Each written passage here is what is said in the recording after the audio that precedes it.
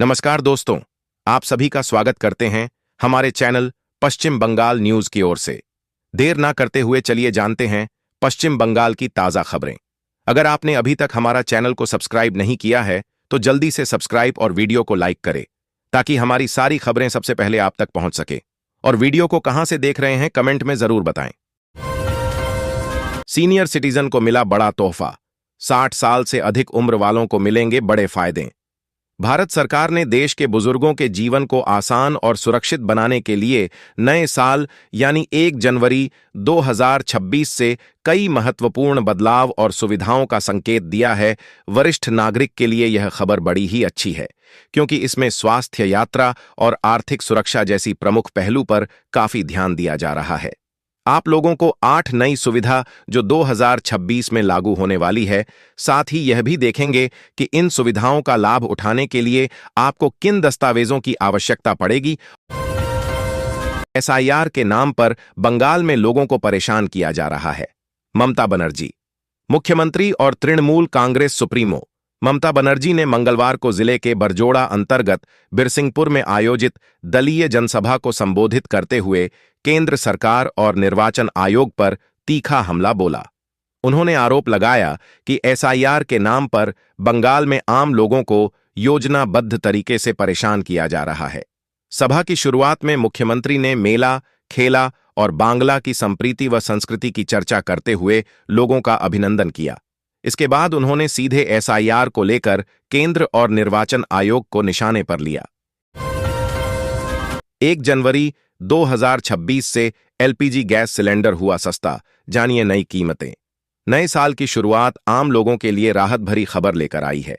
सरकार ने 1 जनवरी 2026 से एलपीजी गैस सिलेंडर के दामों में कटौती का ऐलान किया है, जिससे घरेलू बजट पर सीधा असर पड़ेगा। पिछले कुछ महीनों से लगातार बढ़ती महंगाई ने हर परिवार की रसोई का खर्च बढ़ा दिया था। ऐसे में गैस सिलेंडर सस्ता होना निश्चित रूप से एक बड़ी खुशखबरी है। यह नई दरें घरेलू और कॉमर्शियल दोनों तरह के सिलेंडरों पर लागू होंगी और देश भर में एक साथ प्रभावी होंगी। बरजोड़ा की जनसभा से भाजपा और अमित शाह पर ममता का सीधा हमला।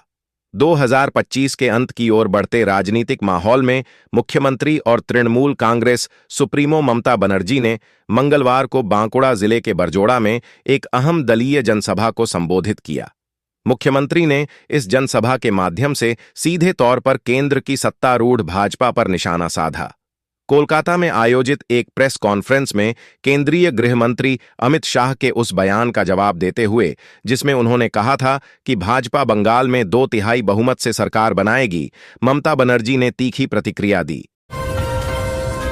एसआईआर पर बंगाल में घमासान, सीईसी से मिले अभिषेक बनर्जी, बीजेपी को ललकारा।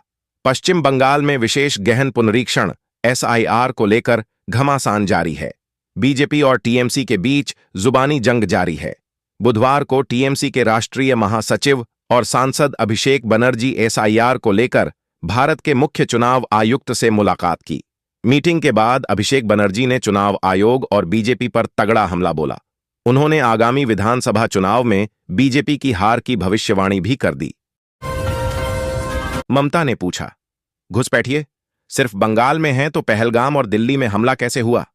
मुख्यमंत्री व तृणमूल कांग्रेस प्रमुख ममता बनर्जी ने मंगलवार को केंद्रीय गृह मंत्री अमित शाह पर तंज कसते हुए कहा कि भाजपा कहती है कि घुसपैठिए सिर्फ बंगाल से ही आते हैं। अगर ऐसा है तो क्या पहलगाम में हमला आपने कराया था? दिल्ली में जो आतंकी घटना हुई उसके पीछे कौन था? गौरतलब है कि शाह ने मंगलवार को एक संवाददाता सम्मेलन के दौरान आरोप लगाया कि पश्चिम बंगाल की ममता बनर्जी सरकार चुनावी लाभ के लिए बांग्लादेशियों की घुसपैठ को बढ़ावा दे रही है। रिटायरमेंट की उम्र बढ़ाने का फैसला, केंद्र सरकार का नया फैसला देखें। भारत के मुख्य चुनाव आयुक्त से मिलने के बाद टीएमसी के राष्ट्रीय महासचिव और सांसद अभिषेक बनर्जी ने बीजेपी पर हमला करते हुए कहा, बंगाल के लोग अलग तरह से बने हैं, हम वैसे नहीं बने हैं, हम आपके सामने नहीं झुकेंगे। बीजेपी अपना पूरा दिमाग लगा ले और सभी एजेंसियों और जो कुछ भी उनके पास है उसका इस्तेमाल कर लें, फिर भी बंगाल के लोग राज्य में पूरी तरह से जीतेंगे और बीजेपी को हराएंगे। वे 2012, 2021, 2024 में मुंह के बल गिरे हैं और 2026 में भी ऐसा ही होगा। हम लोगों की ताकत के सामने झुकेंगे, सत्ता में बैठे लोगों के सामने नहीं। अमित शाह ने अभी से संभाली बंगाल की कमान, नाराज चल रहे दिलीप घोष को बुलाकर की बात। पश्चिम बंगाल विधानसभा चुनाव में अभी कुछ महीनों का वक्त बाकी है, लेकिन भाजपा अभी से एक्टिव हो गई है। यहां तक कि ज्यादातर बड़े राज्यों में चुनाव की कमान संभालने वाले होम मिनिस्टर अमित शाह ने खुद यहां संभाल लिया है। 2021 में 2 मई को बंगाल चुनाव के नतीजे आए थे और इस बार भी अप्रैल में ही मतदान कराए जा सकते हैं। इस बीच बुधवार को अमित शाह ने कोलकाता में तमाम भाजपा नेताओं के साथ बैठक की। यह मीटिंग कोलकाता के साल्ट लेक होटल में हुई। इसमें नेता विपक्ष शुभेंदु अधिकारी और प्रदेश अध्यक्ष समीक भट्टाचार्य मौजूद थे। बांग्ला भाषी प्रवासियों पर हमले रोकने के लिए दखल दें पीएम।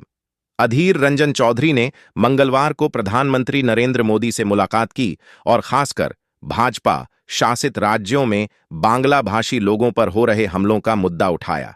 राज्य कांग्रेस के पूर्व अध्यक्ष चौधरी ने ऐसे हमलों को रोकने में मदद के लिए प्रधानमंत्री से हस्तक्षेप करने का आग्रह किया। उन्होंने कहा कि इससे राज्य में सांप्रदायिक तनाव और हिंसा होने की आशंका है।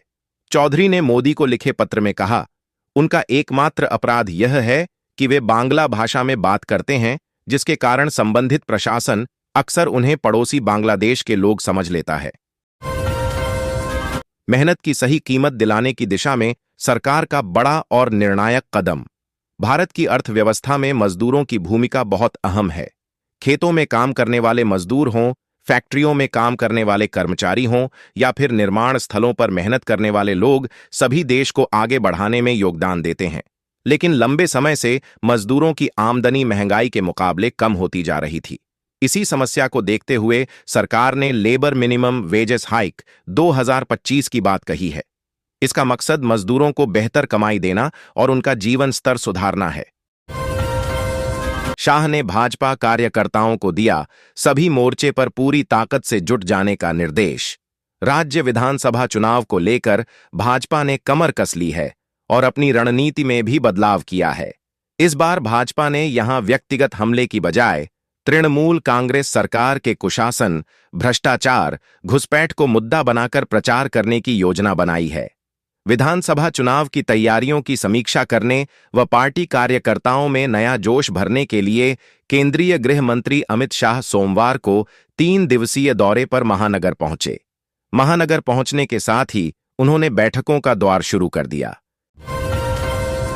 शिक्षक नियुक्ति मामले में एकल पीठ के फैसले पर हाईकोर्ट की रोक। कोलकाता हाईकोर्ट की खंडपीठ ने राज्य सरकार की दलील मानते हुए अपर प्राइमरी शिक्षक नियुक्ति के लिए साक्षात्कार में बैठने की अनुमति देने के एकल पीठ के फैसले पर अंतरिम रोक लगा दी है। रिंकू सेन सहित कुछ उम्मीदवारों ने इंटरव्यू की समय सीमा खत्म होने के बाद भी साक्षात्कार का मौका देने की अर्जी लेकर हाईकोर्ट का दरवाजा खटखटाया था। एकल पीठ ने इजाजत दे दी थी, लेकिन हाईकोर्ट की डिवीजन बेंच ने राज्य की दलील मानते हुए एकल पीठ के फैसले पर अंतरिम रोक लगा दी है। मामले की अगली सुनवाई 5 जनवरी को होगी। हम चुन चुनकर घुसपैठियों को भारत से बाहर निकालेंगे, शाह। कोलकाता केंद्रीय गृह मंत्री अमित शाह ने मंगलवार को आरोप लगाया कि पश्चिम बंगाल की ममता बनर्जी सरकार चुनावी लाभ के लिए बांग्लादेशियों की घुसपैठ को बढ़ावा दे रही है। इससे पिछले कुछ वर्षों में राज्य की जनसांख्यिकी खतरनाक रूप से बदल गई है। शाह ने कहा कि पश्चिम बंगाल के लोग घुसपैठ को लेकर चिंतित हैं और भाजपा 2026 में राज्य में 2/3 बहुमत से सत्ता में आने के बाद इसे समाप्त करेगी। उन्होंने कहा कि हम न केवल घुसपैठियों की पहचान करेंगे बल्कि उन्हें बाहर भी निकालेंगे। भारत बांग्लादेश रिश्तों पर मंथन, ढाका में अंतरिम सरकार के सलाहकारों और उच्चायुक्त की बैठक। भारत और बांग्लादेश के हालिया तनावपूर्ण रिश्तों के बीच कूटनीतिक गतिविधियां काफी सक्रिय हो गई हैं। इसी कड़ी में भारत में तैनात बांग्लादेश के उच्चायुक्त रियाज हामिदुल्लाह को अचानक ढाका बुलाया गया। इसके बाद बांग्लादेश सरकार के 2 वरिष्ठ अधिकारियों, अंतरिम सरकार के विदेश मामलों के सलाहकार मोहम्मद तौहीद हुसैन और राष्ट्रीय सुरक्षा सलाहकार खलीलुर रहमान ने उनके साथ एक महत्वपूर्ण बैठक की। राज्य सरकार बॉर्डर पर फेंसिंग के लिए नहीं दे रही जमीन, शाह। केंद्रीय गृह मंत्री अमित शाह ने मंगलवार को राज्य की तृणमूल कांग्रेस सरकार पर निशाना साधते हुए कहा कि बांग्लादेशी घुसपैठिए तृणमूल कांग्रेस सरकार के वोट बैंक हैं, इसलिए यहां की सरकार घुसपैठ को रोकना नहीं चाहती। श्री शाह ने राज्य सरकार पर बीएसएफ को सीमा पर कंटीली बाड़ लगाने के लिए पर्याप्त जमीन न देने का आरोप लगाया। उन्होंने कहा कि बांग्लादेश से लगने वाली अंतर्राष्ट्रीय सीमा पर घुसपैठ रोकने के लिए उन्होंने बीएसएफ को जमीन मुहैया कराने के लिए सीएम ममता बनर्जी को 7 पत्र भेजे, लेकिन उन्होंने सबको नजरअंदाज कर दिया। मैं बेहद गुस्से में हूं, ट्रंप ने पुतिन के घर पर हमले के बाद कहा। पीएम मोदी और शरीफ ने भी दी प्रतिक्रिया।